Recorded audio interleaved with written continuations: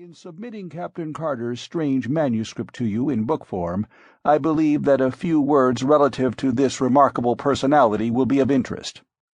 My first recollection of Captain Carter is of the few months he spent at my father's home in Virginia, just prior to the opening of the Civil War. I was then a child of but 5 years, yet I well remember the tall, dark, smooth-faced, athletic man whom I called Uncle Jack.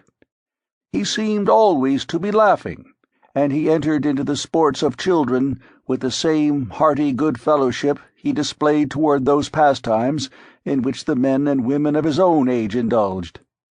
Or he would sit for an hour at a time, entertaining my old grandmother with stories of his strange, wild life in all parts of the world. We all loved him, and our slaves fairly worshipped the ground he trod. He was a splendid specimen of manhood, standing a good 2 inches over 6 feet, broad of shoulder and narrow of hip, and with the carriage of the trained fighting man. His features were regular and clear-cut, his hair black and closely cropped, while his eyes were of a steel gray, reflecting a strong and loyal character, filled with fire and initiative. His manners were perfect, and his courtliness was that of a typical Southern gentleman of the highest type. His horsemanship, especially after hounds, was a marvel and delight, even in that country of magnificent horsemen. I have often heard my father caution him against his wild recklessness, but he would only laugh, and say that the tumble that killed him would be from the back of a horse yet unfoaled.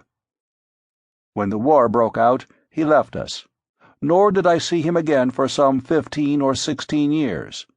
When he returned, it was without warning, and I was much surprised to note that he had not aged, apparently, a moment, nor had he changed in any other outward way.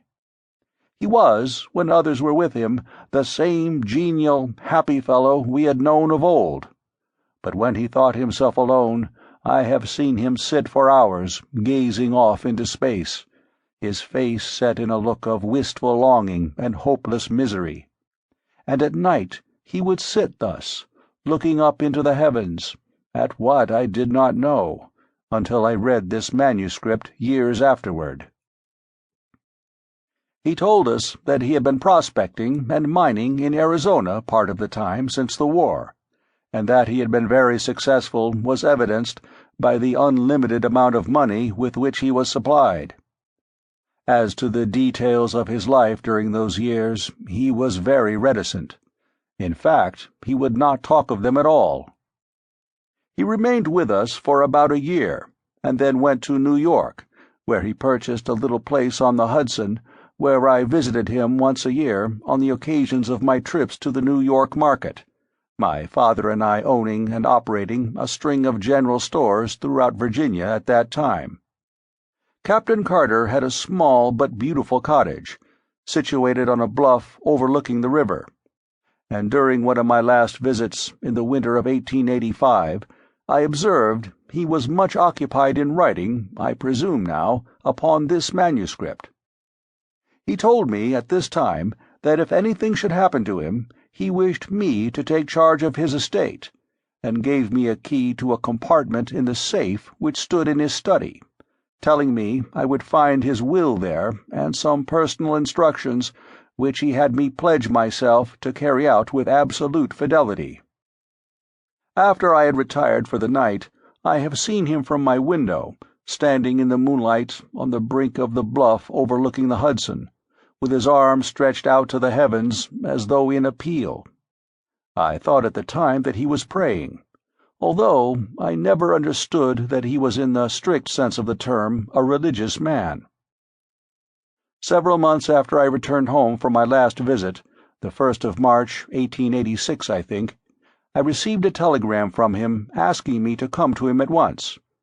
I had always been his favorite among the younger generation of Carters, and so I hastened to comply with his demand. I arrived at the little station, about a mile from his grounds, on the morning of March 4th, 1886, and when I asked the liveryman to drive me out to Captain Carter's, he replied that if